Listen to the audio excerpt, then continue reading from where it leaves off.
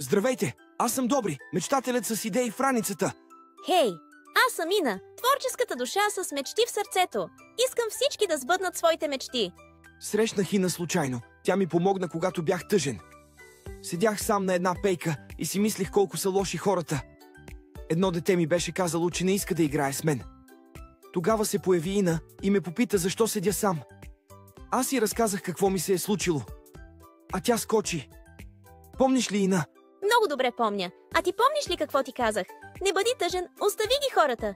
Ти си прекрасен и забавен. Аз ще бъда твоя приятелка. И нека заедно направим добрина. Чудесна идея! Благодаря ти! Искаш ли заедно да показваме на хората колко е хубаво да си добър, колко е хубаво някой да се грижи за теб и да ти показва, че си ценен и обичан?